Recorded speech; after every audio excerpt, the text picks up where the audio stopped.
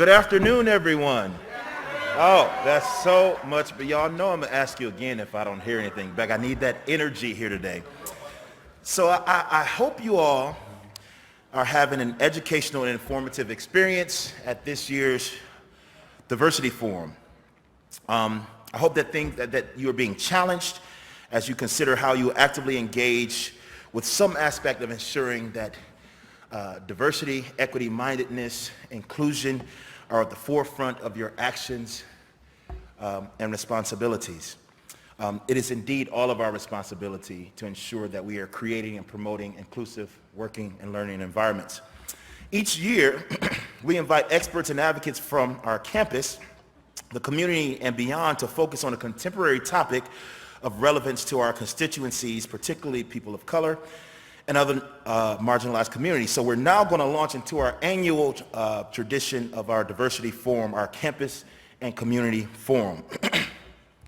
Today we've assembled a diverse panel of Wisconsin scholars, activists, and community leaders to discuss why voting rights are at a critical juncture both statewide and nationally as we dive into mobilize, legislate, and engage securing voting rights in Wisconsin and beyond.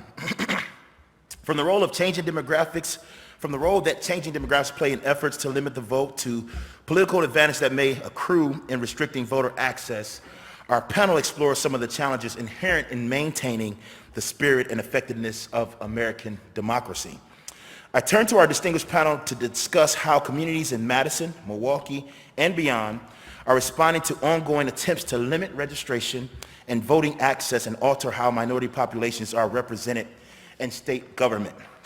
So excited to have this esteemed panel, and I'll begin with some introductions now. Dr. Kenneth Mayer is a professor of political science in the College of Letters and Science and an affiliate faculty member in the La Follette School of Public Affairs.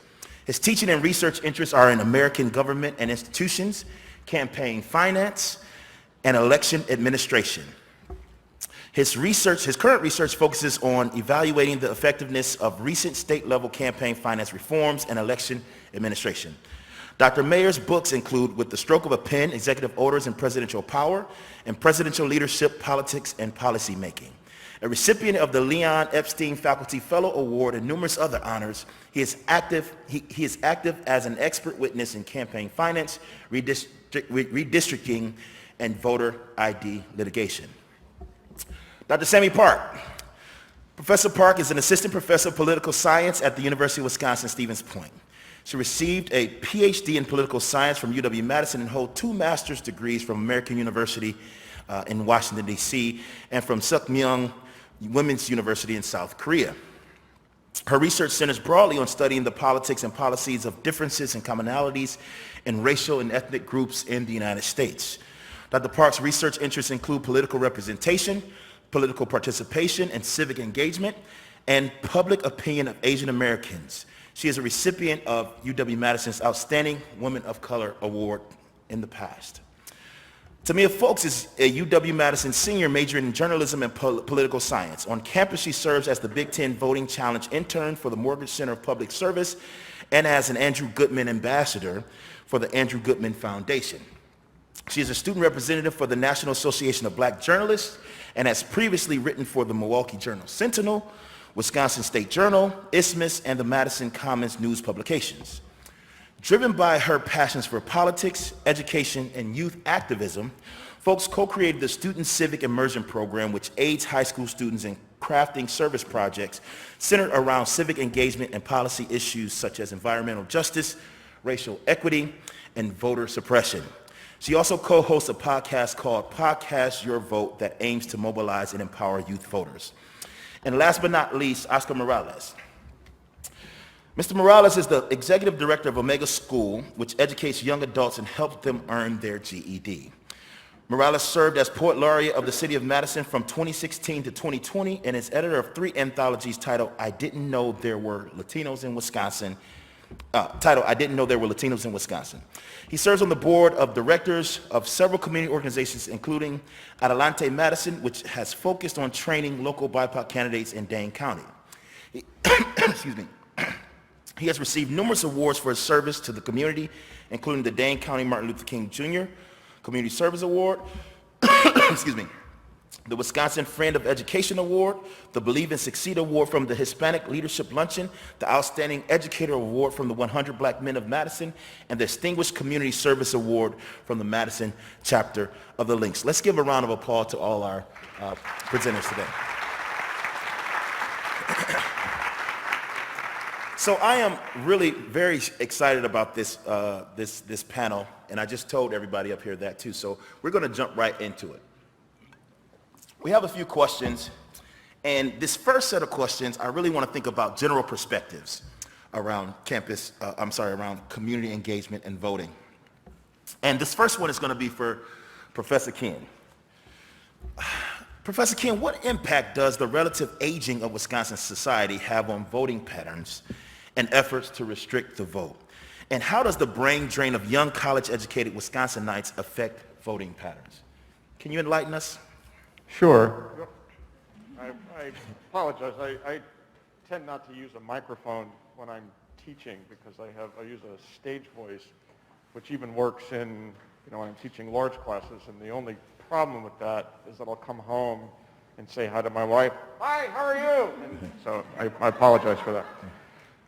So Wisconsin is a 50-50 state that is divided on a number of dimensions. It is divided by urban and rural.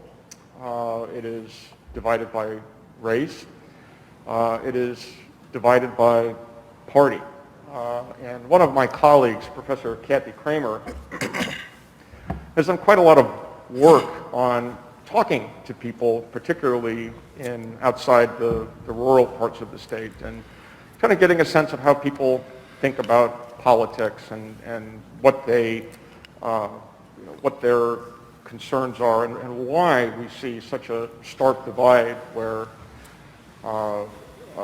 Democrats, if you're thinking about party, tend to be concentrated in the urban parts of the state: Milwaukee, Madison, Kenosha, Racine, where the rural areas that are more sparsely populated tend to be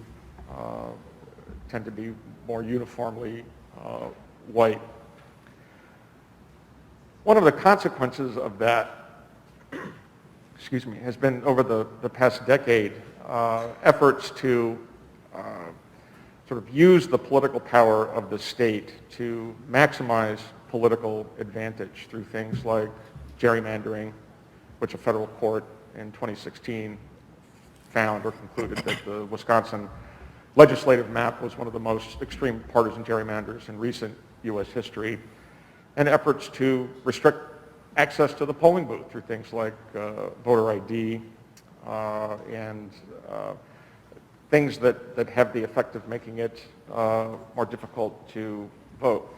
This is not something that's unique to Wisconsin. This is going on in many parts of the country, and the urban-rural divide with rural areas becoming more strongly partisan Republican, and urban areas, cities in Wisconsin becoming more strongly Democratic. And that axis has been around for a while, sort of the contestation of political power.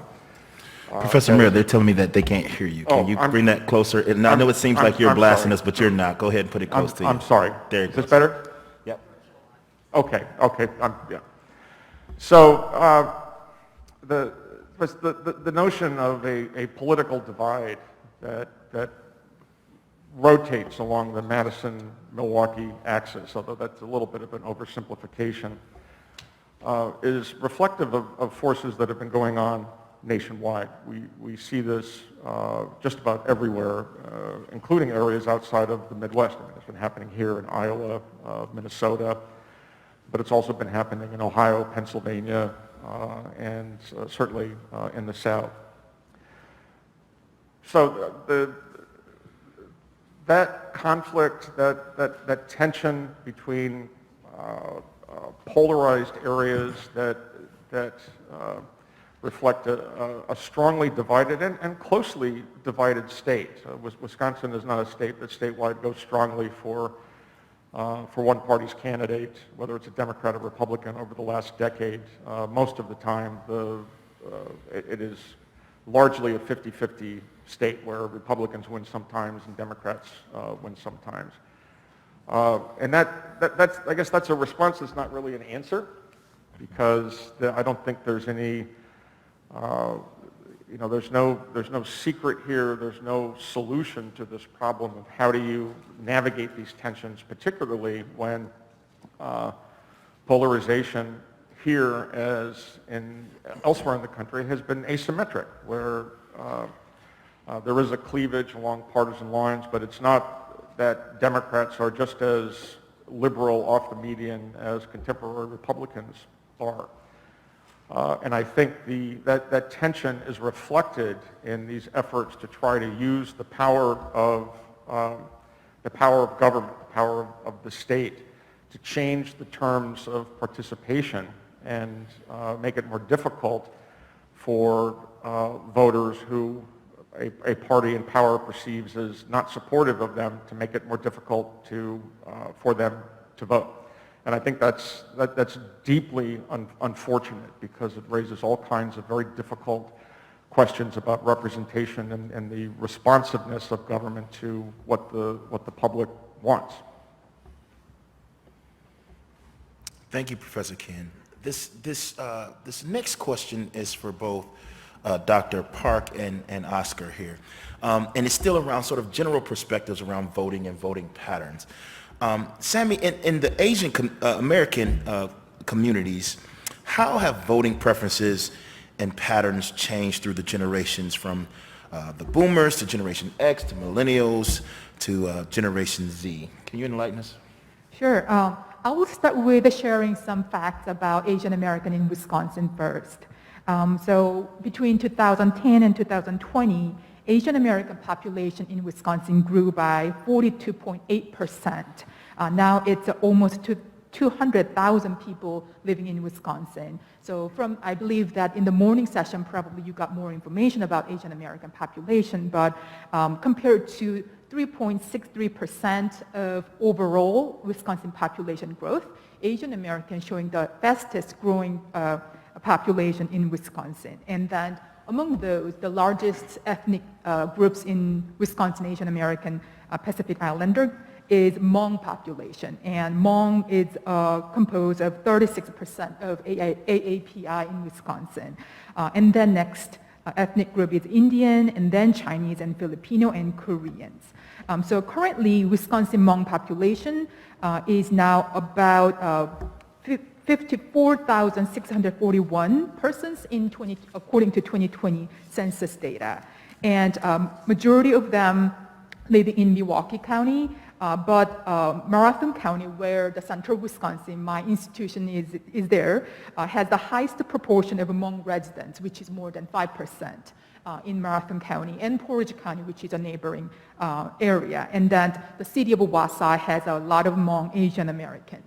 And that's really interesting, because compared to its modest population overall throughout the nation, we particularly have Hmong Asian American population, very high rates of them, and understanding their political behavior and participation has some really important implication to better understand their Asian Americans' overall political power to political landscape.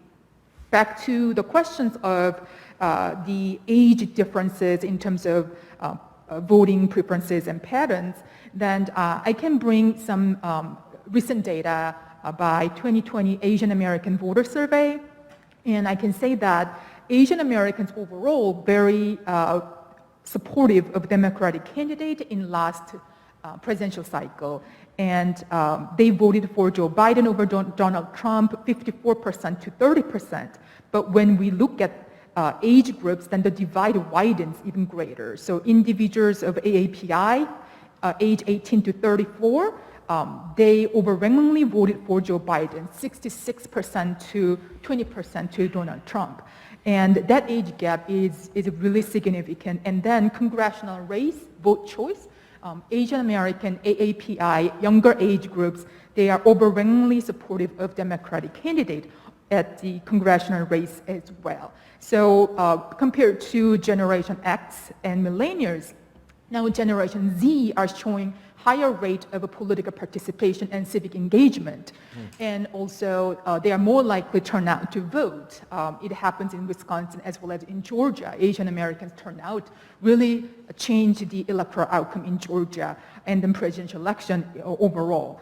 And one interesting thing about among Asian Americans in central Wisconsin, especially that's my focus area, and we need to understand among Asian American in general, and they are relatively very, very young. The median age of Hmong population in Wisconsin is about 20 years old.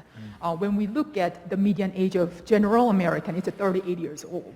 So they are growing, and then the majority of them, it's actually over 90% of Hmong Americans are citizens because they came here as a refugee, so they got citizenship in the beginning so that they have a citizenship, they are turned out to vote at a higher rate than any other Asian ethnic groups in Wisconsin. And we need to remember in 2016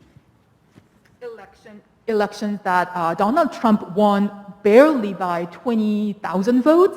But in Wisconsin, we have more than 50,000 Hmong Asian American voters. So when we assume that, I will explain later on to different questions, but when we assume that Hmong Americans will vote as a complete voting bloc and then choosing one candidate than the other, then we can safely say that Hmong American is the Wisconsin's margin of victory. So I will leave that there and then. Thank you for that. And Oscar, I want to ask you the same thing. In the Latinx communities, how have voting preferences and patterns changed through the generations? I'd also like to just get some background information on the Latino population here in Wisconsin. And in 2019, the Wisconsin Hispanic population statewide was 412,769. 70% of this Latino population is native born. I mean, you hear all the discussion about immigration, but when you meet somebody here on campus or around, they're more likely to have been born here. The median age of Latinos is 25. It's a young population, and 39% are under 18 years old. So it has ramifications in the local school districts, and that's why candidates are interested in running for a local school board election. Many families lived in mixed status households. That means you could find someone who's undocumented living there with someone who's a U.S. naturalized citizen and someone with a green card and someone who's also a DACA recipient. So when you have these mixed families, it really creates a situation where young people become acutely aware of some of the challenges that are experienced through a member of their family. In Wisconsin, 64% are of Mexican descent, 16% are Puerto Rican, and 7% are Central and South American. As far as national voting trends, 65% of Puerto Ricans vote Democratic, 59% of Mexicans vote Democratic, and 37% of Cubans vote Democratic. So you see a wide, there's not a monolith, there's a lot of individualized kind of differences among the different ethnic groups. Thank you. So speaking of young people, to me, how politically aware and active are your peers and your classmates? I'm particularly interested in if a new presidential administration has changed the level of activism among young people or interest in the voting process. Yeah, absolutely. I think that young people have been faced with a really unique situation in the way that we've been able to perceive politics over the last 20 years of life that we've been able to experience, or even for teenagers. It's been a really profound era of change for young people, and I think that that's really critically shaped the way that we perceive politics. We grew up in an era directly after 9/11. We've seen and grown up with school shootings occurring across the country nationwide frequently. We also have seen watershed moments like a large number of women being elected into political office or just more representative bodies of people in our governmental systems. And I think that that alone called us to be engaged and involved in politics in a way that I think is maybe unique in comparison to other generations. And on this campus especially, I think we see it in a state like Wisconsin that's a swing state. There's a lot of excitement among students in a recognition that they can make a difference with their vote. And I think that that is something that is a little bit rare. I think a lot of the times we have older people asking us, you know, do you feel like your vote matters? And the question seems absurd because a lot of us wonder, why would it not? We see all of these changes happening in our country on a daily basis, and we have been eager and yearning to participate in actually seeking ways to get involved in those types of changes beyond the realm of just casting a ballot in an election. A lot of students enjoy participating in activism and getting involved in conversations related to issues occurring in our country and debating with one another, in serving their community through facets that expand beyond what we consider to be political, but is impacted by policy and legislation on a daily basis. And so for a lot of young people, I think that civic engagement and voting is just one piece of a large picture of how they can engage in politics, and it's a really exciting time for us. Well, thank you for that. You, to me, have mentioned that Wisconsin is a swing state, and it's sort of, this intermix of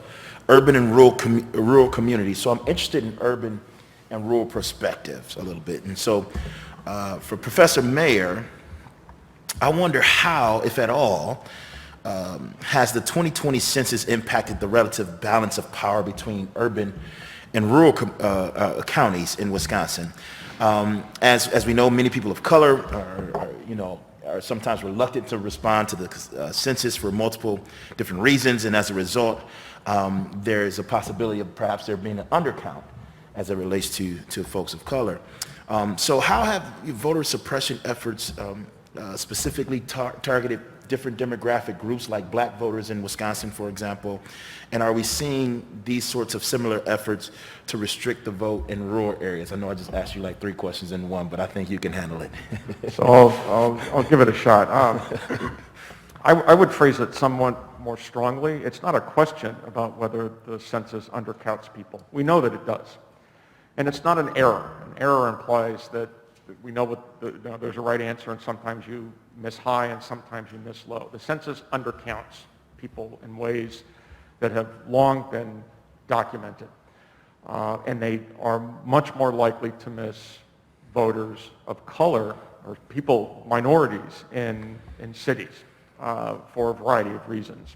One, because people are reluctant to respond. People often have they're not the same place, but we know that there's an undercount. We don't exactly know how large it is, but estimates 2-3% are possible.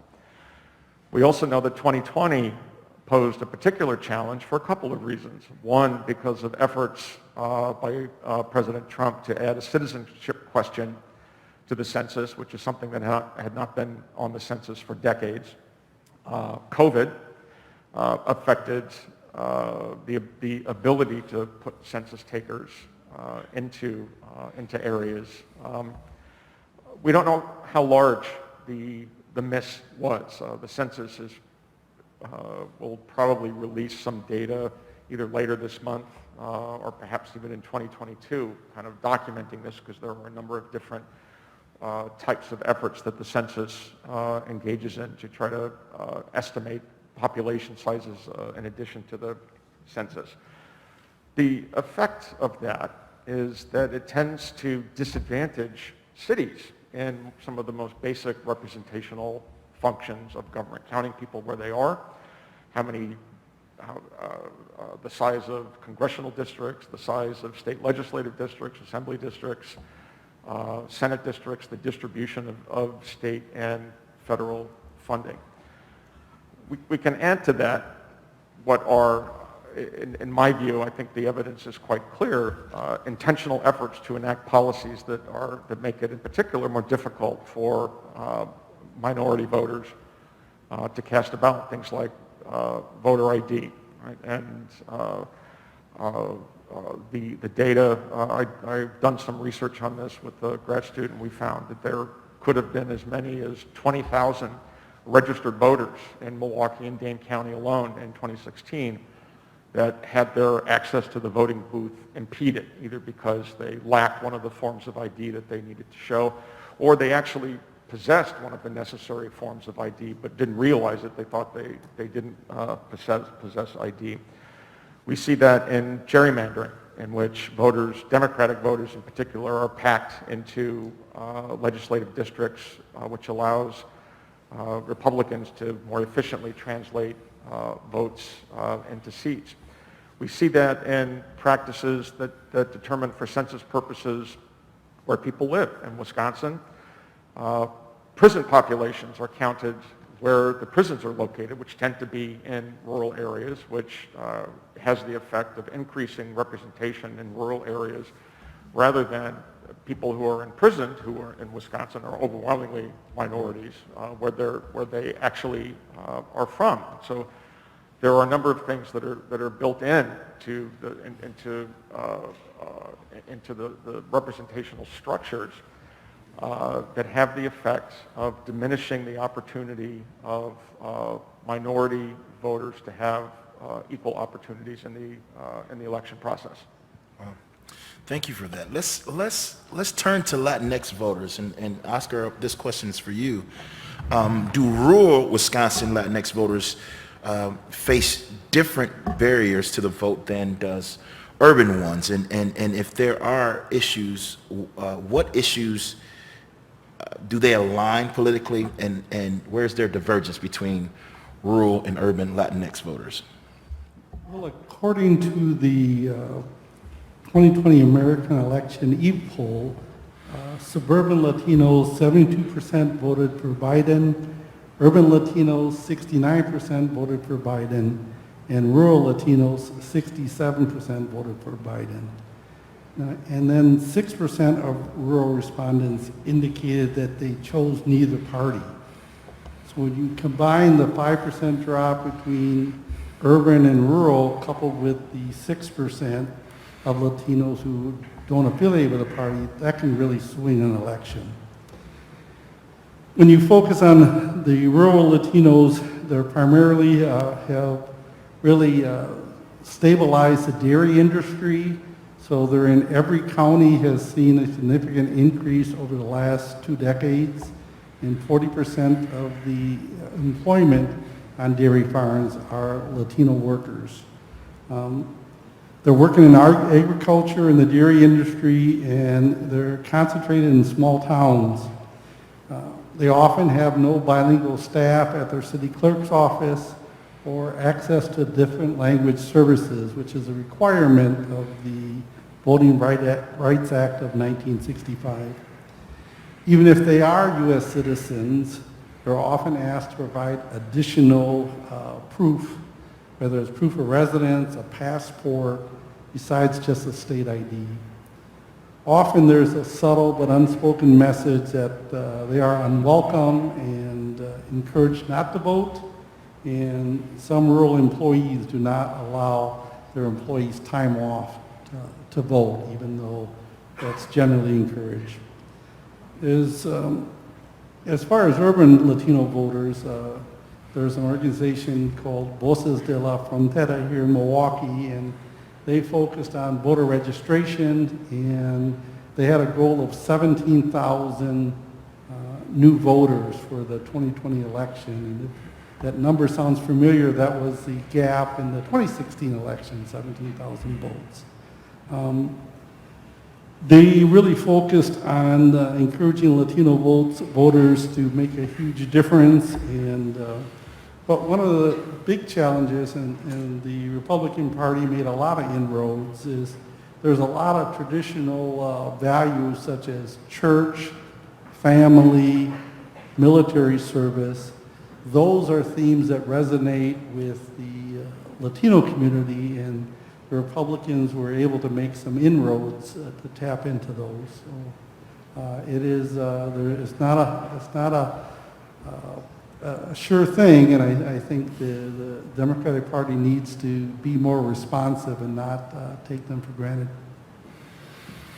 Thank you for that, Oscar. You know, I really do appreciate the demographic areas of expertise that we have here on the panel. It enables us to do deep dives into specific demographic groups. Sammy, you just talked about the growing population of Asian Americans in Wisconsin. So I actually want to ask you that same question that Oscar just responded to regarding Asian Americans. Do rural Wisconsin Asian American voters face different barriers to the vote than urban ones? And where's their political alignment, if there is any? Sure. Asian American in Wisconsin particularly face barriers, but similar barriers regardless of urban or rural they live, because to vote, Asian American first need to naturalize first. They must be citizens, but except Hmong population, Asian American usually come to United States with a working visa or temporary visa, like tourist visa or student visa. So they need to go through really long, expensive immigration visa status in order to get green card first, and then wait for another 5 years to apply for the citizenship. And it's a really long hurdle. So institutional barrier exists. And then also language barrier is significant because Asian Americans include 20 different ethnic nationalities, and each ethnic group still, majority of them still speak their native language at home, many of them. So, and also they are not familiar with the political system in the United States. So language barriers and then lack of understanding or confidence in their own understanding about political system and electoral system really makes them discouraged or less mobilized to vote. So those institutional barriers is significant, and it's the same to urban dwellers as well as rural voters of AAPI voters. When it comes to rural Asian American voters particularly, I would say that barriers is a lack of political representation and lack of representation in society and lack of understanding or misunderstanding, misperception by majority society toward Asian Americans. So I will give you some example about that. So in 2020, in Wausau, school districts tried to pass the 2 school referendum, increase the money to renovation of the building and etc. And it's a common thing in Wisconsin, right? But it really spiked some debate among Hmong population because this referendum tried to make one of the elementary school, Lincoln Elementary School, as a Montessori school, and the current Lincoln Elementary students should go to the different elementary school. And it sounds okay, however, it didn't really consider the fact that majority of Lincoln Elementary School students were Hmong students, and it will absolutely disturb and disrupt the lives of many Hmong families.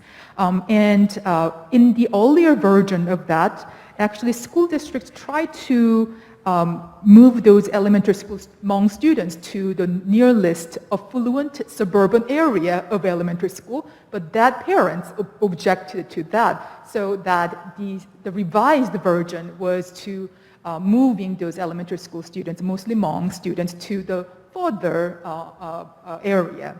And in this kind of showing how lack of representation and lack of a process where Hmong Asian Americans their voices are heard in the process.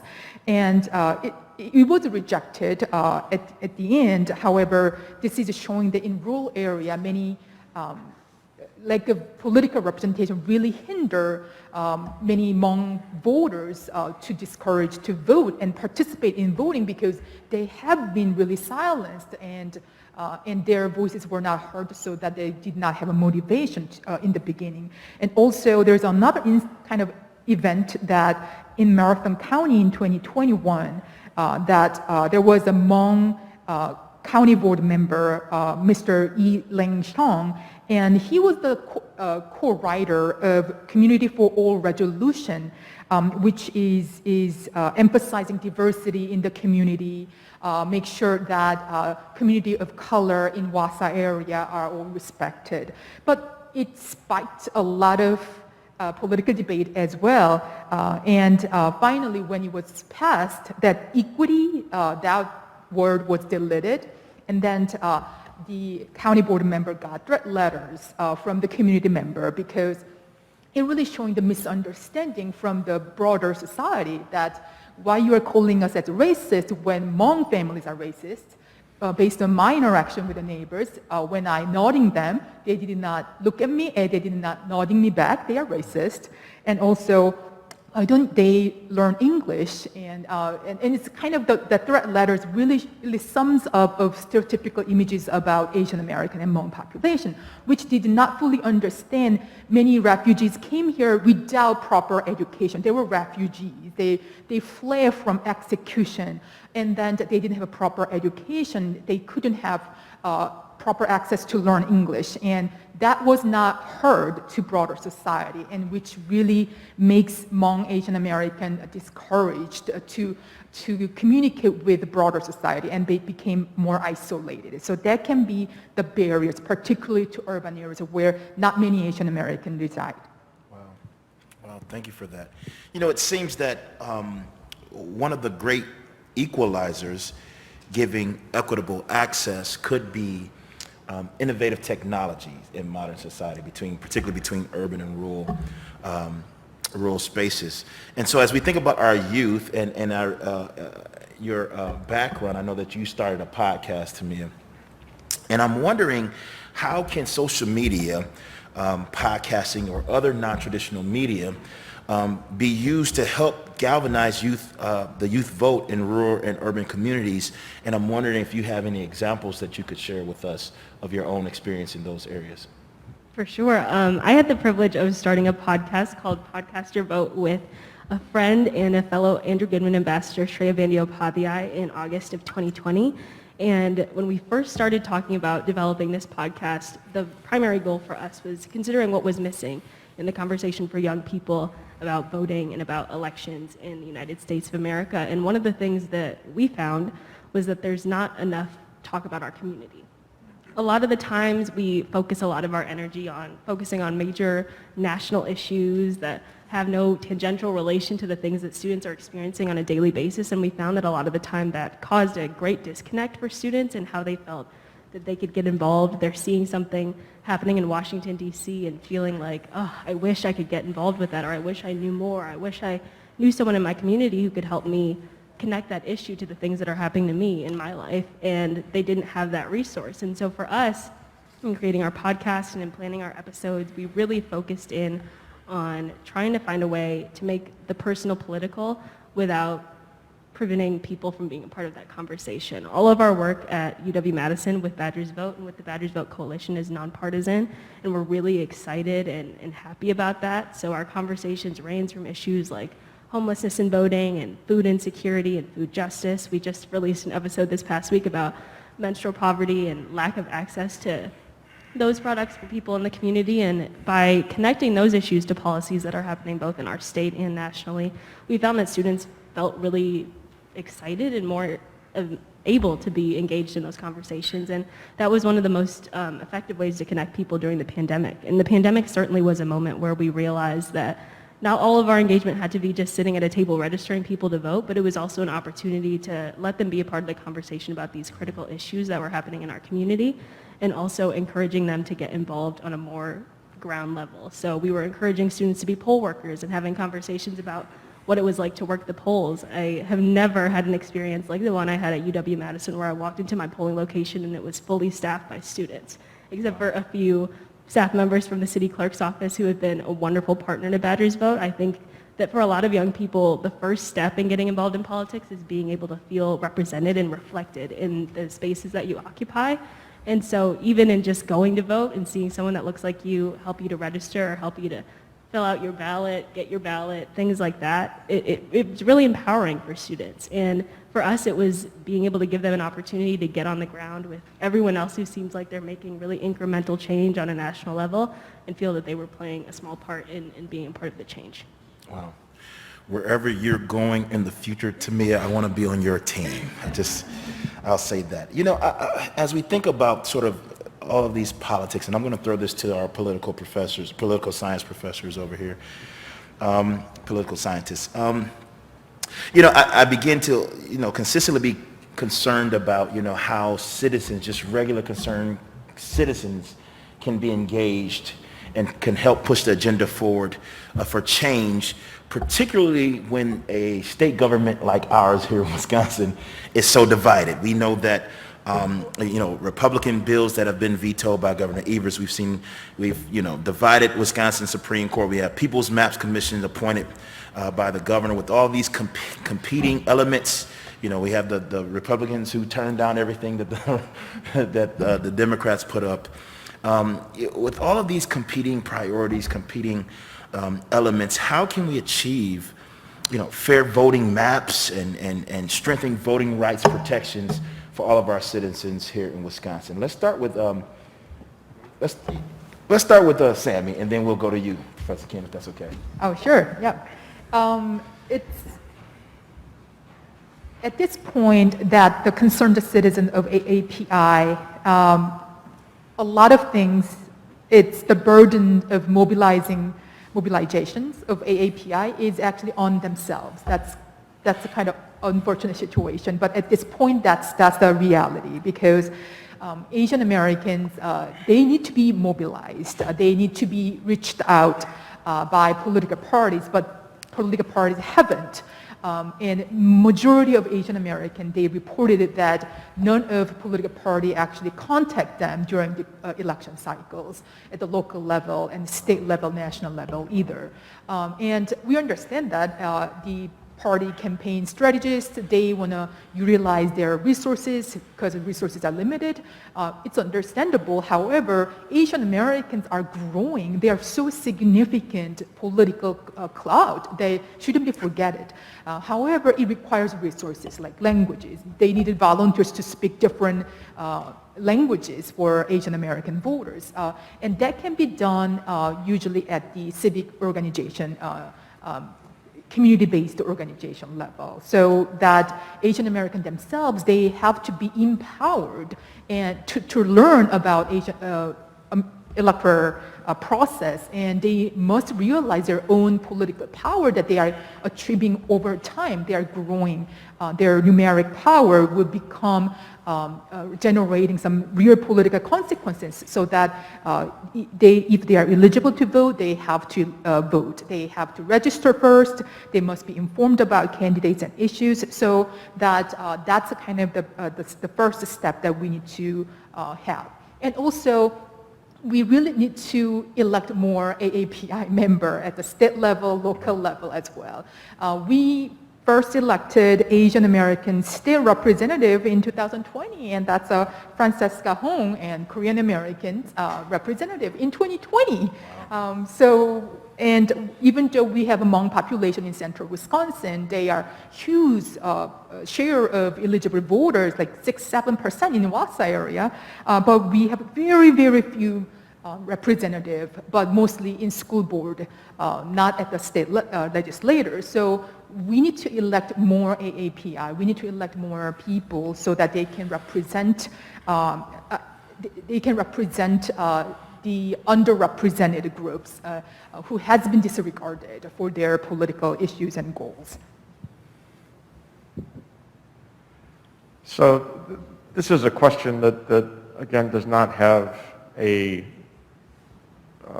good answer. It's hard to encourage people to keep fighting, to keep mobilizing when you have such significant weight putting its thumb on the scale.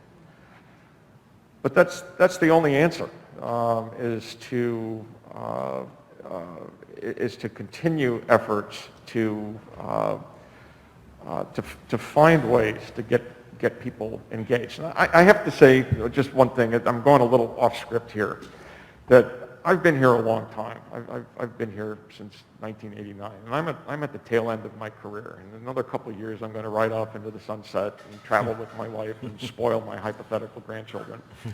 And I sort of wonder, sort of in my maudlin moments, what is it all before? But then I see incredible students like Tamia, and I think it's going to be okay.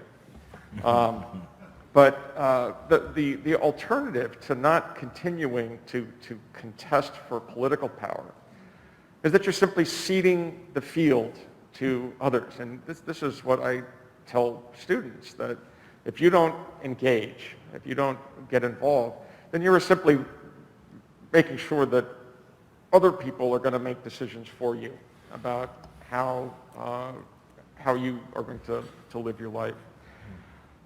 And for things like when the Wisconsin Supreme Court elections and looking to the judiciary for a remedy for things like gerrymandering or imbalances in the ability to contest for political power. I just don't think there is an alternative to keep contesting for that, even when it doesn't look very promising. And I find it distressing that I don't have a more optimistic answer, but that's kind of where we are. So Professor Mayer just talked about student engagement and the necessity to keep engaging. Oscar and Tamia, I know that both of you all are highly engaged with youth in this space. And so I'm wondering what you two think the most pressing issues for young people in Wisconsin are today. And do you believe that based on whatever those issues are, that those issues are taken seriously by state government? Can you start, Tamia, and then we can go to you, Oscar? For sure. Well, I have the privilege of speaking as a 21-year-old who has voted quite a few times in my life now, and I'm really lucky to say that, but I can say for young people who are younger than me, who have not been given the opportunity to vote yet, I think one of the most pressing issues is feeling like the people who are older than you don't care enough to ask you what you want and need from this democracy. I think that a lot of young people sometimes feel frustrated when they're told, oh, it's up to you. I'm so excited that you're going to make a change. I'm so excited for you all to get into power in the next few years down the line. But for now, I'm voting for me and with the perspectives that have shaped and formed my life and my identity. And I think that that's perfectly fine for all of us who are given the privilege to vote to do so. But I think opening ourselves up to more conversations with people whose experiences differ from us is one of the most pressing and critical issues that there is. We talk all the time about polarization in this country and about people not understanding one another, for not connecting with one another, not being able to see the other side of the issue, even though there's not just two sides, there's many. And I think that that is the root of the problem at the end of the day, is that we have an inability to open ourselves up to other perspectives. I feel really lucky as a journalism student to be someone who can interview people from all different walks of life, basically every day, covering stories across this state and across this country that, you know, offer a wide variety of insights on the things that are happening in this world that I never would have encountered on my own daily routine, doing the things that I do on a daily basis. And I really wish that other people had that openness and that opportunity to connect with others in the way that I've been granted the opportunity to do. So for young people, I think, you know, with issues like climate change or issues like racial justice, one of the things that we found to be most beneficial and that we have a real benefit in is having the internet as a forum and a platform to have those discussions with one another and be willing to listen to other people's perspectives. And for me, I think that that's the pressing issue. It's a willingness to connect and opening ourselves up to hear what else is happening in the rest of the country. Though that there are a wide list of legislative issues that we can talk about, I think the first problem is having the conversation. Well, thank you. I'm going to talk a little more specific on some legislative issues that really are facing the Latino community in 2021. In Wisconsin, the issue of driver's license for undocumented residents. For most of us, we turn 16 and we just go and get our license and then try not to crash.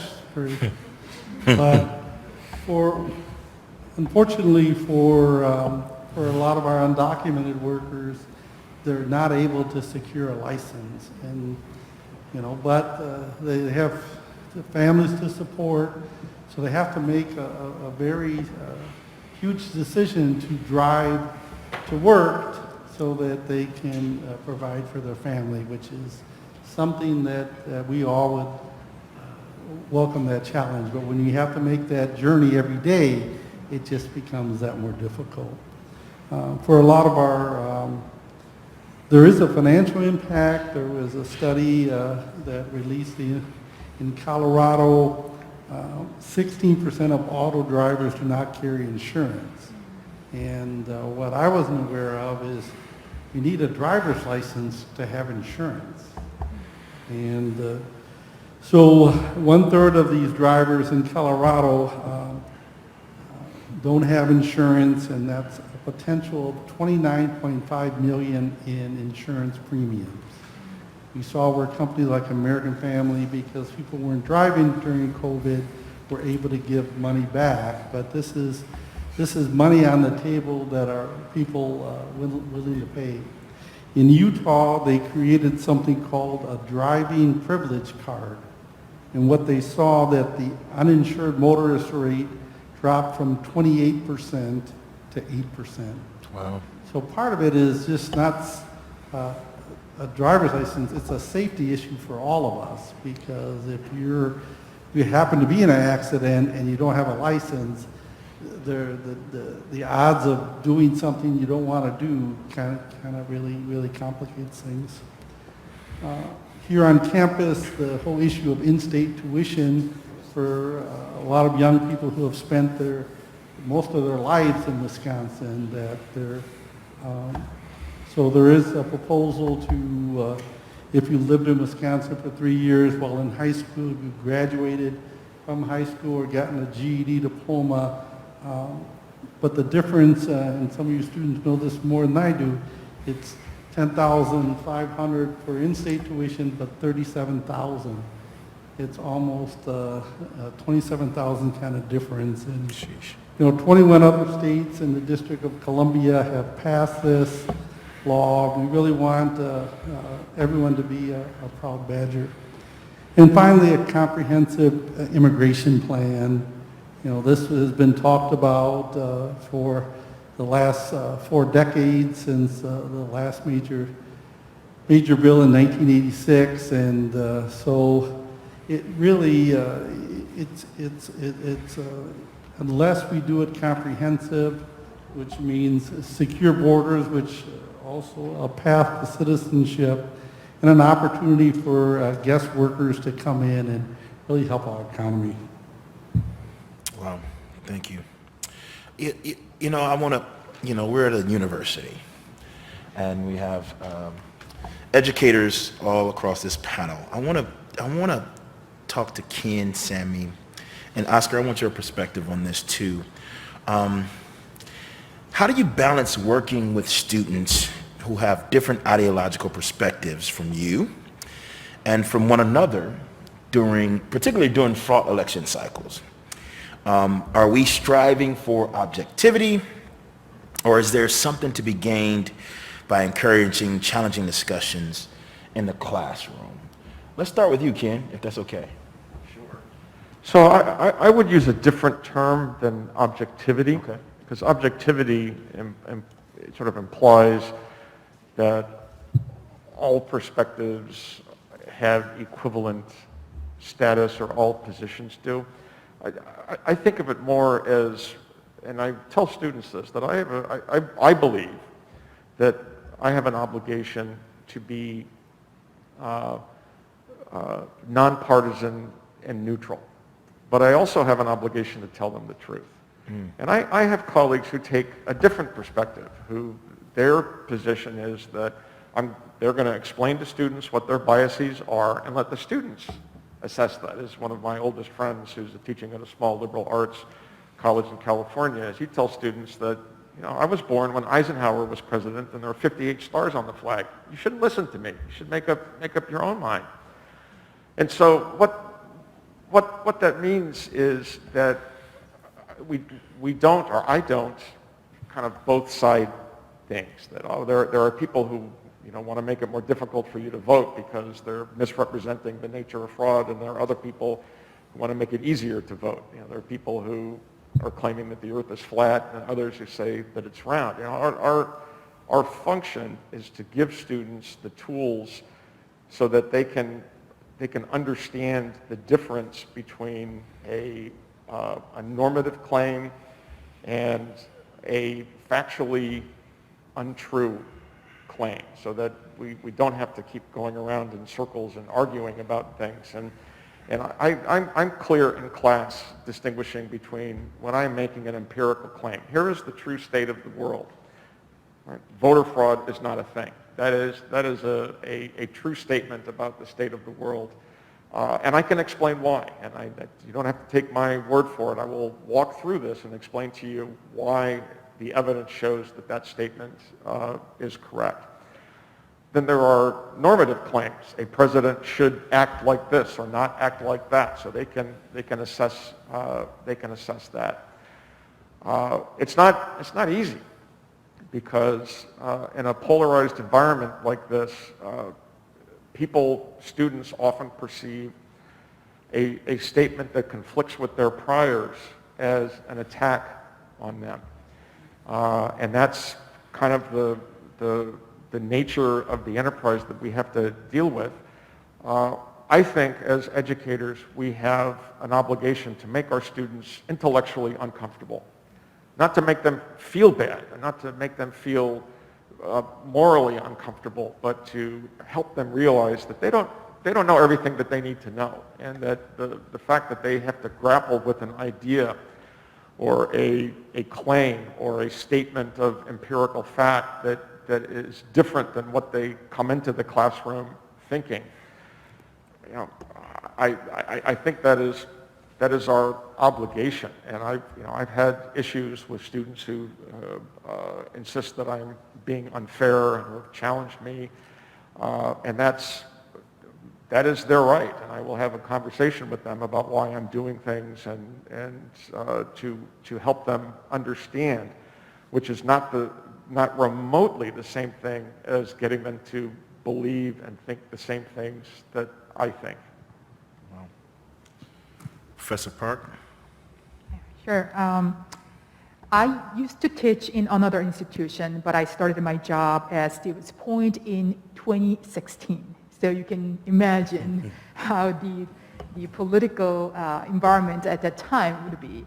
But I actually enjoyed it. I've never been to northern parts of Wisconsin or central Wisconsin for a long time, so that I truly appreciated my job to get to know people from central Wisconsin, how they actually think of, how they view political landscape and the whole process somewhat differently. And back to Professor Mayer's earlier point that Professor Kathy Kramer at Madison's Political Science Department had award-winning book, Politics of Resentment, and that explains why rural voters have different political view, why they voted for Scott Walker, why they voted for President Trump. And that's the kind of key to understand my students and also be a good educator in the classroom, because I showed that I respect their view, I respect their perspective. But I totally agree with Professor Mayer that neutrality doesn't mean that I just let fake news or misinformation is just circulated in classroom. If neutrality prevents me to correcting misinformation or preventing any toxic racist statement in the debate, that's not what educators should abide by.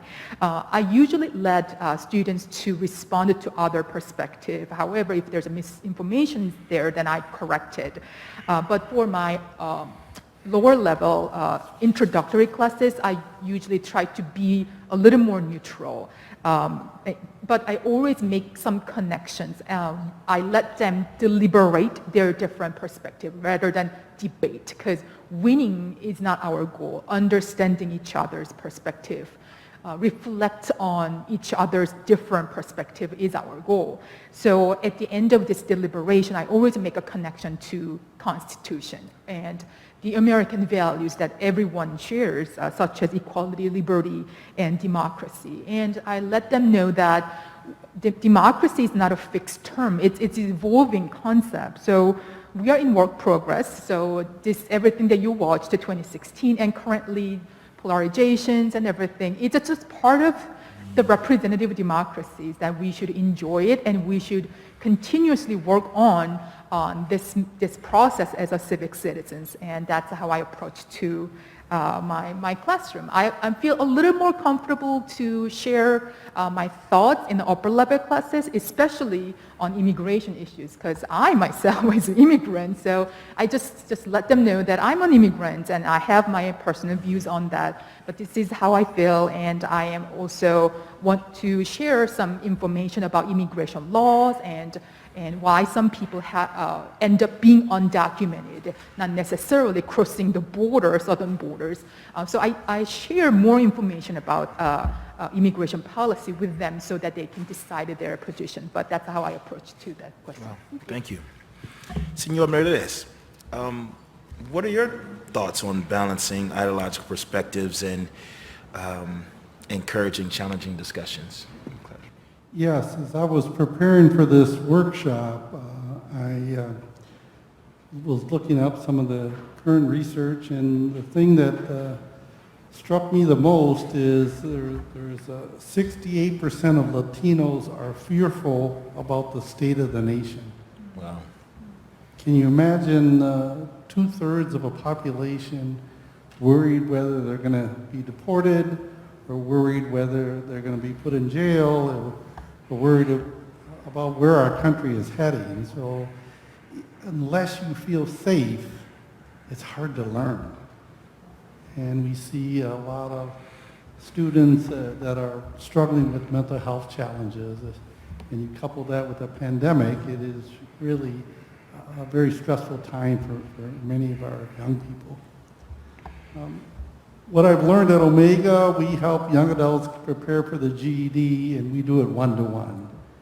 As many of you educators know in the room, one-on-one is the most effective way to gauge whether learning is happening. You can tell when a student's falling asleep in front of you, and you can tell when they're engaged.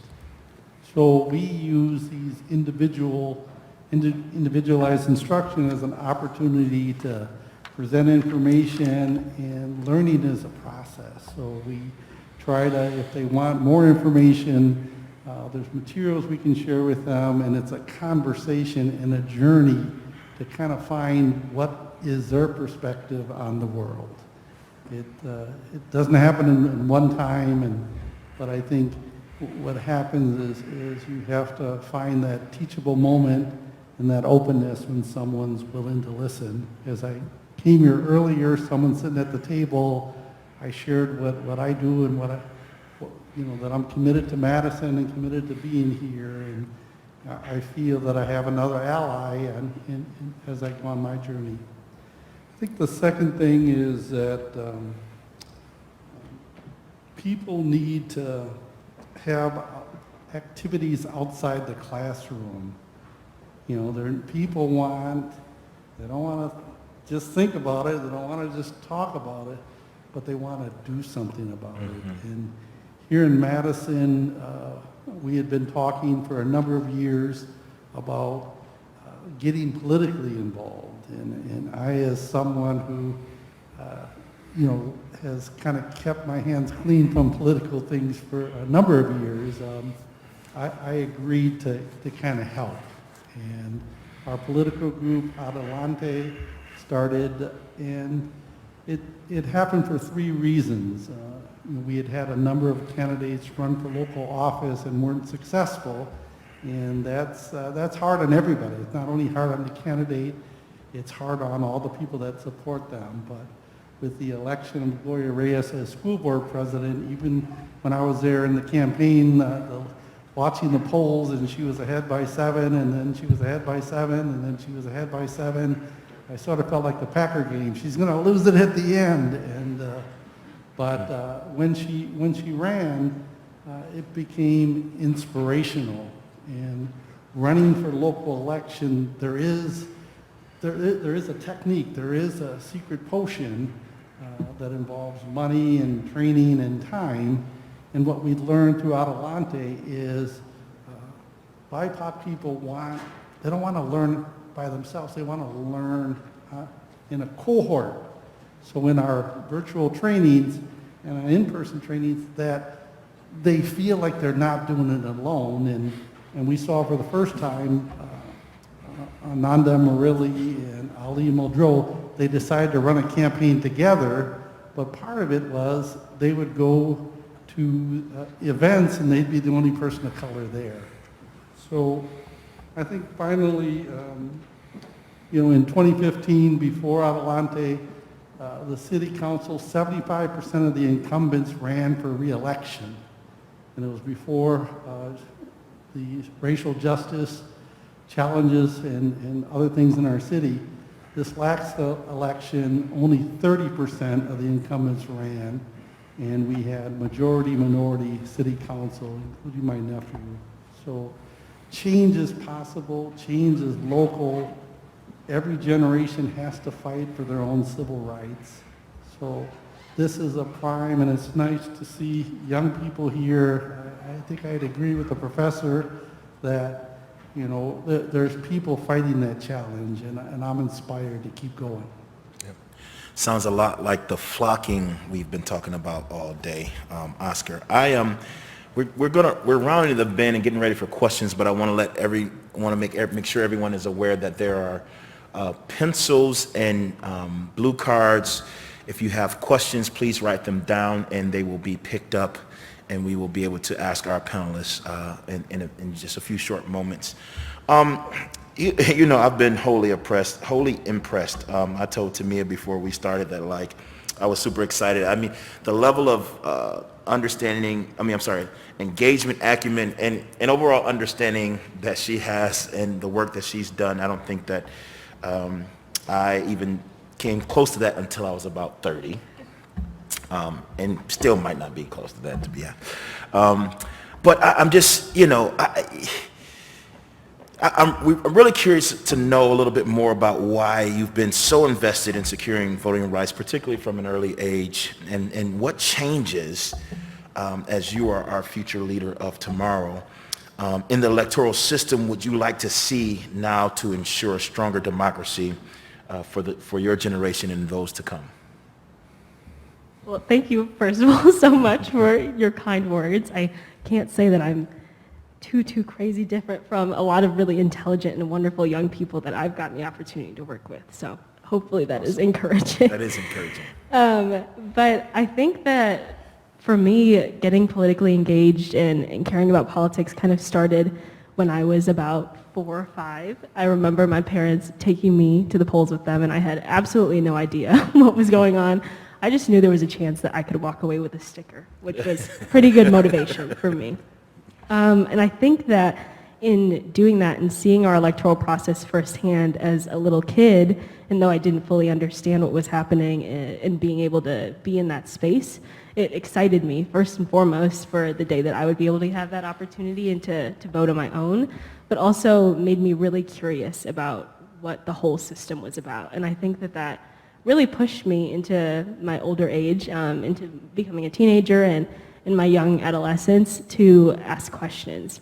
And it's why I'm a journalism student now. I think that a lot of the times I was really just excited to learn more, to ask people what was going on, to see what was happening in my community, to keep asking questions. And that's what made me initially really civically engaged and really excited about politics, was a willingness to learn and a really deep desire to learn. Which is something that I think a lot of young people encounter, is those moments where they have an opportunity to see what more is happening, to feel like someone is speaking to them on their level, and to feel as if the issues that they potentially are caring about are being addressed in political systems. And I got that opportunity for a second time when I was in high school. I got to attend a program called American Legion Auxiliary Girls Nation, as well as Badger Girls State, which some of you might be familiar with. And in that program, it's a program that centers around young people writing their own policy on an issue that they care about and presenting it to a student senate, and then all of us voting on which legislation passes and doesn't pass. First of all, I think being in a space where someone tells you that you can write something and it matters in the first place to be debated over is really empowering and uplifting, and something that I think that we need more of in our educational system. But also being granted an opportunity to share space with a lot of other young people who get to demonstrate the changes that they want to see in this country was really exciting for me. And after the day when we all voted on our legislation, we went to the White House and we met the president and we met our senators who represented us in the state, and we're granted an opportunity to take up space in the Capitol and to talk to legislators about issues that were impacting young people, and they asked us, just as we were asking them, what do you want to see changed and how will you do it? And being granted the opportunity to do that and to be able to see that firsthand for me was really exciting. And though I don't anticipate becoming a politician, I really think that it was valuable for me to see that there were people my age who were willing to make that change, who were willing to step out and make a difference, and had deep passion and excitement about making a difference through policy and legislation, and found tangible ways to connect that to the things that were happening in their community. And I think that that carried with me in the nonpartisan voting work that I do now. It's really exciting to be able to engage other young people and excite them about the issues that they care about. Well, that is extremely encouraging and a perfect statement, assertion to sort of switch gears a little bit from me asking all the questions. I really appreciate you all indulging me in this process. It's very informative. But I'm sure our virtual and our in-person audience has some questions, and I'm going to look at my colleague, Dr. Risingani, who's going to read some questions from our audience. Thank you, Dr. Charleston. To all of our panelists, what an amazing series of insights from all of you. We have a number of questions from our audience here as well as online. Several people wanted to know about mapping, and so one question is, how can the public utilize referenda to draw the district maps for voting in a fair way? What criteria would be fair to use to draw voting district maps, and what can ordinary citizens do in regard to mapping issues? I will give it a shot. At a statewide level, Wisconsin does not have substantive referenda. The only exception is for the process of amending the Constitution. But I'll take the question about what does a fair map look like? How do we know when a map is fair? How do we know when a map is unfair? This is a fundamental question that has been occupying political scientists and mathematicians and geographers for a long time, for decades. There's no simple answer to it. Many of the criteria for drawing a map are in tension with each other. For example, the most basic principle is that districts must have equal population. And again, there are different thresholds to how equal they have to be, but we can take, in general, they have to be equal. In Wisconsin, the districts have to be contiguous. They have to be connected territory. And again, there are some technical exceptions. They're supposed to be compact. They're supposed to be a regular shape. There's no agreed on mechanism or metric or measure of what that looks like. Normatively, it's also important for maps to be fair, to provide the different competitors for political power, which in the U.S., because of the nature of the system, means the two major parties, and whether or not that needs to change is a separate question. But it has been possible for 200 years to draw maps in a way that give an advantage to one party or the other. I would say, and the Supreme Court, this was a case that I worked on in Wisconsin, the Whitford versus Gill case, where a district court held that the Wisconsin map was a highly gerrymandered, highly partisan, unfair partisan map, and ultimately the Supreme Court actually went to the Supreme Court, and cool story, I was actually there. I had a friend in grad school who clerked for Ruth Bader Ginsburg, and she got me and my wife tickets. So I got to see oral argument. The thing that impresses my kids the most is I sat right behind Arnold Schwarzenegger and talked to him for a little bit. But ultimately, the Supreme Court, in a related case, said judges aren't going to get involved in whether a map is fair from a partisan standpoint. So that's off the table. And what we've seen in the 2020 round is a continuation of extreme gerrymanders, not just here in Wisconsin, although the final map hasn't been determined yet, but in Texas, in Illinois, which was the Democratic Party, in a number of states, we're seeing more extreme efforts to try to maximize the number of seats that the party drawing the map does.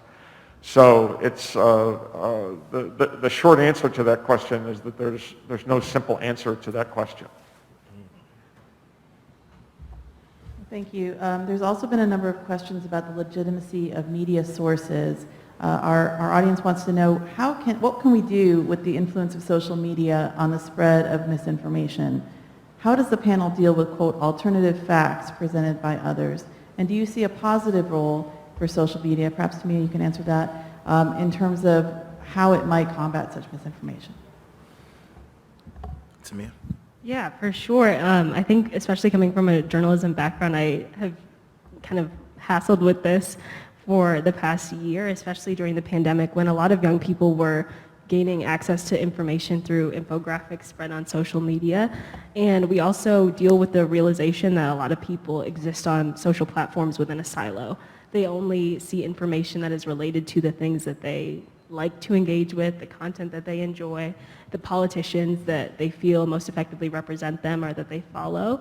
And I think that one thing that we could be more effective at is creating networks and resources for students at a younger age in diversifying their media sources and also becoming aware of which media sources do offer relevant information. I think that's a real challenge at this point in time, is not getting overburdened with the information that's presented to you.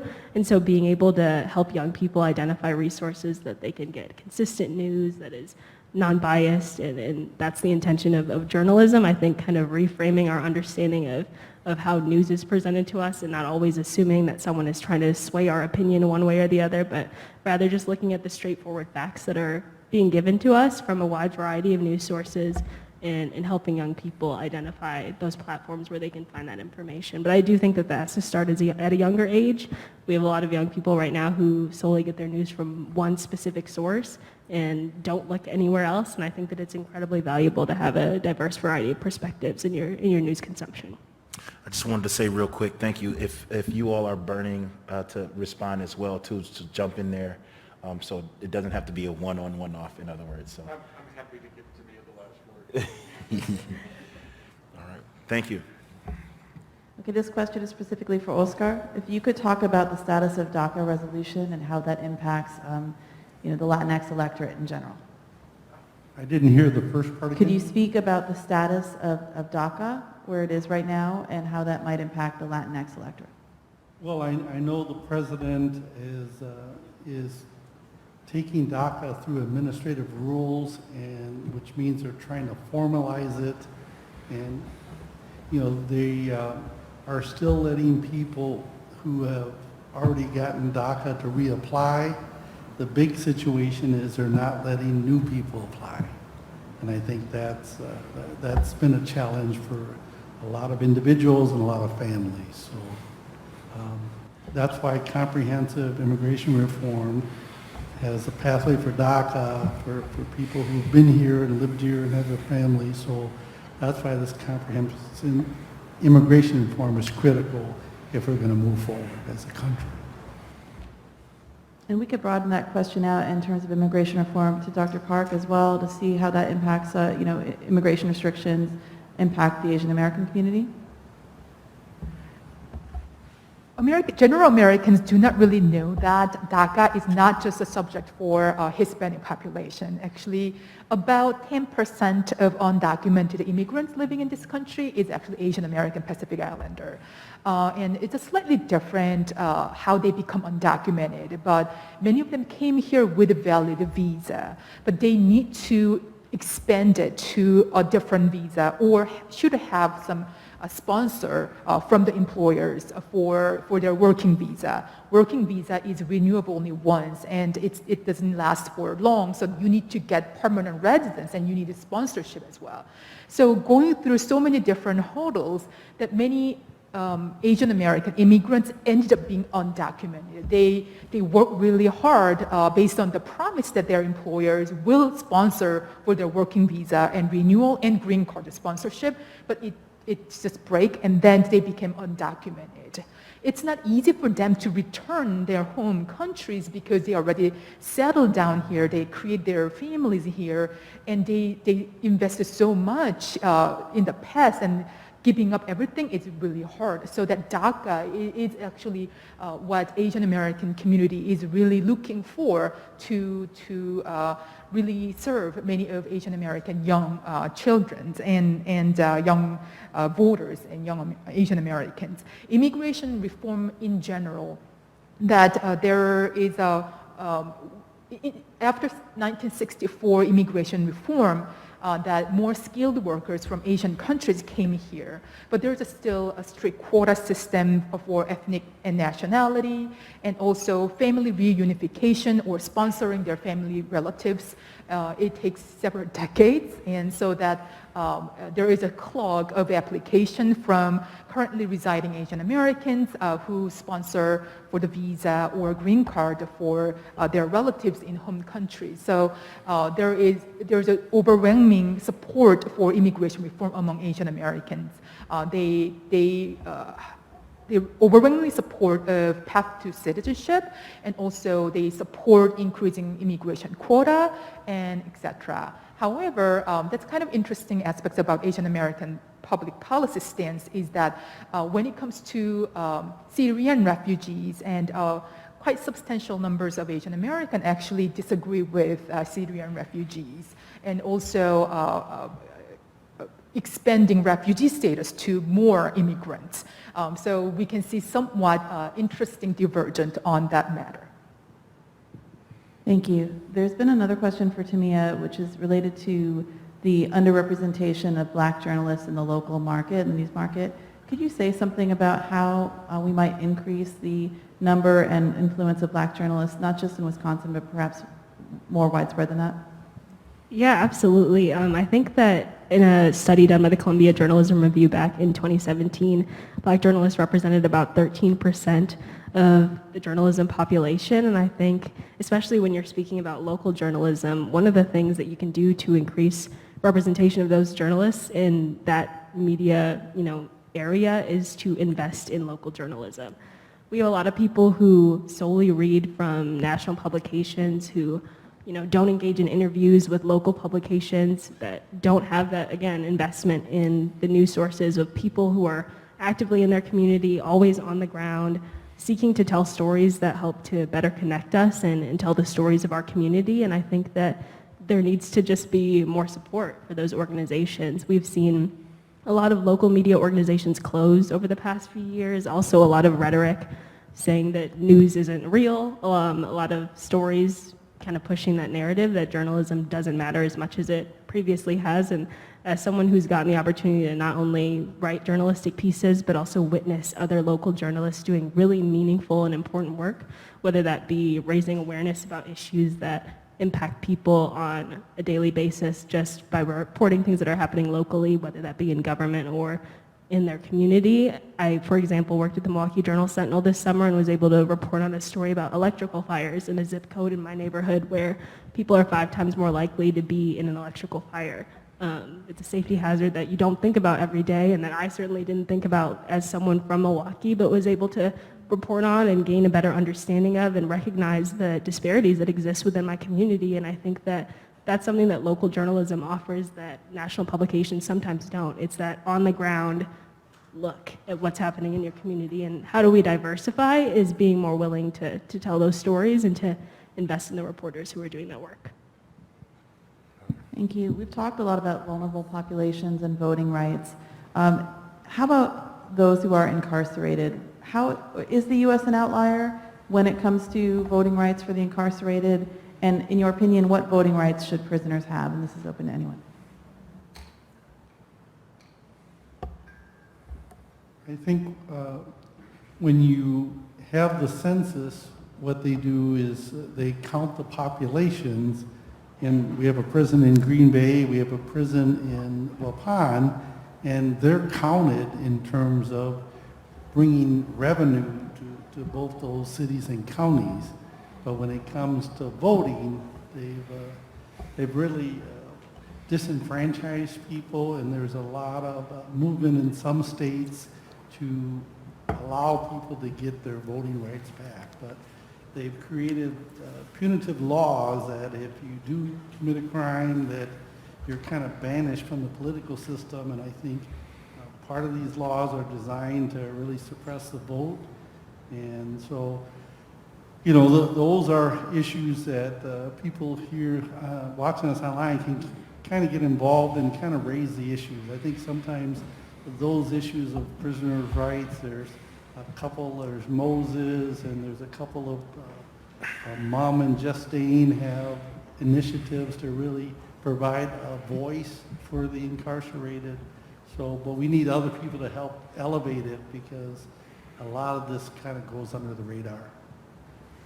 So I think where the U.S. is especially an outsider is the size of the population of people who are incarcerated is many, many times more than the norm in other industrialized democracies. And it has the effect of disenfranchising huge numbers of people who, again, are disproportionately minority. It's something that is explicitly permitted. It's basically a Reconstruction era language in the 14th Amendment that was designed to make it difficult for people who had rebelled against the United States to vote, but it has the effect of allowing states to prohibit people who are who've been convicted of a felony and make it more difficult for them to vote. There is, I think, significant public sentiment to make it easier to ease those restrictions. But we saw what happened in Florida, where the public passed by 70% margin a change that allowed all people with felony convictions who otherwise were essentially disenfranchised for life, which in Florida was about 1.5 million people, to restore their rights. And the state legislature changed the law or amended the policy so that in addition to completing your sentence, you also had to pay all fines and fees. And the difficulty is that there had been no central record keeping, so people don't know. It can be difficult for people to find out how much they owe, and the populations are vulnerable and they are impoverished. So telling someone they have to pay back $2,000 to get their voting rights, it might as well be 10 million. The difficulty is if you make a mistake and you try to vote when you are ineligible, it's a felony, and people wind up back in prison for that. I think it's a fundamentally unjust policy that has no defensible justification, but that doesn't change the fact that it's very difficult to implement those reforms. We have one question specifically for Tamia, but I'd like to extend it to everyone on the panel, which is, what's your number one hope for the future?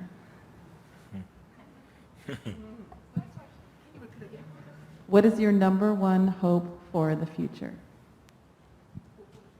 Yeah, I guess I can I can start.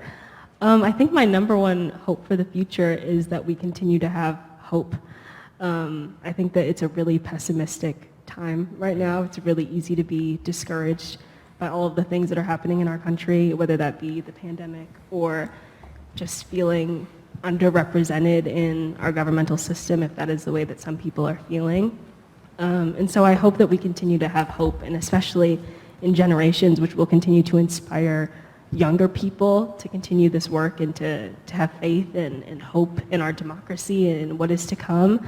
I hope that we still have hope, and I hope that we still have optimism. That's my number one thing, because I think that there's a lot of positive change that can happen, and it doesn't exist within just one realm of a political space or within one topic or issue that needs to be addressed. I think that having people continue to be invested and feel like they can make a difference is my utmost priority, and I hope that the work that I get to do on this campus and also in collaboration with other students will continue to inspire that type of change. For me, it's getting connected. And I think the pandemic and the economy have really created a lot of isolation, and a lot of people, for their own health reasons, have isolated themselves, but it's made us less connected to our families, less connected to our communities. So find someone who can connect you. I mentor 10 people. I mentor a couple agency directors. I helped somebody get, was referenced for a job earlier this morning, and there are people who are connectors, and find those people, and if you're interested, they will connect you. I know with our Adelante group, we have some political training for local elections, and a lot of people tell me, well, I don't want to run. I said, well, then you're perfect. You could help someone with a campaign. You can help them write their campaign literature. You can help them do fundraising. There's ways you can get involved, but you need to get up out of your seat, and you need to take a risk. But you're gonna reap the benefits. You're gonna get that hope. And I think when you're isolated and you're not doing anything, hope seems impossible.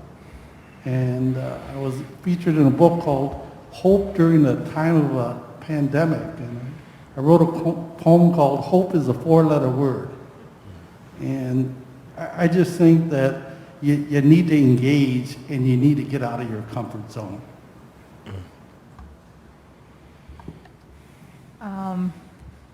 My hope for the future is inclusion of AAPI in the society and politics. So it's good to have Vice President who's been emphasizing her Indian heritage, which empowers every Asian American community members, regardless of their ethnicity and nationality.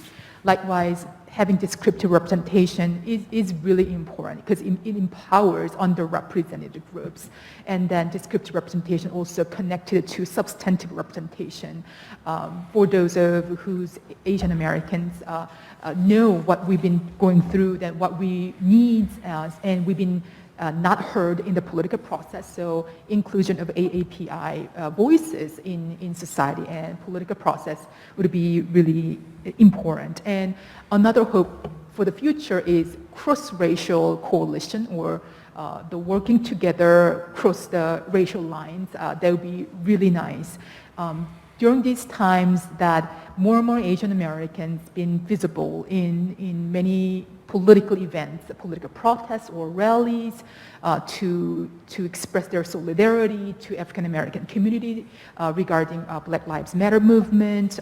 So it's really good to see how the Asian American community is working together for other community, not necessarily within that community, and they're working for their own interests, but also open to other substantive issues for other racial minority groups. So seeing more level of those cross-racial coalition would be really important. So I have the virtue of going last, which means I've been able to sit here and think about it for a while. And all I can think of is this is not mine, but the old saying that it is the responsibility of every generation to listen to music that infuriates their parents. And the reason that's actually connected here is that what that means is each successive generation has an obligation to not be satisfied with how things are and to break things.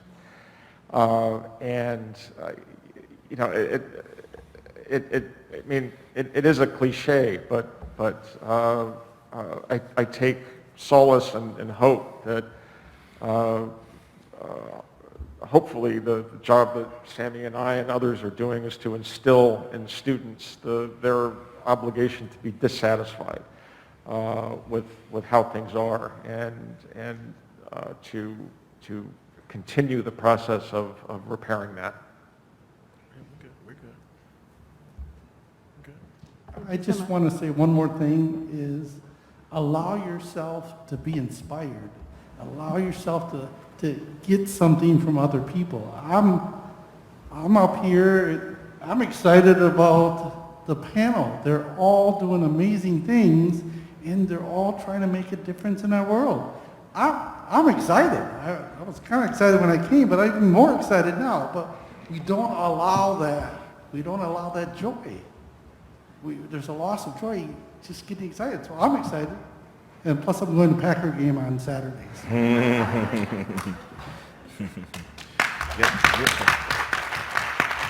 All right, well, that was That was a phenomenal, an absolutely phenomenal panel. I am a recovering politics head, and that fed my soul a little bit. So I'm excited and grateful for you all to join us. Thank you so much. Let's give them one more round of applause.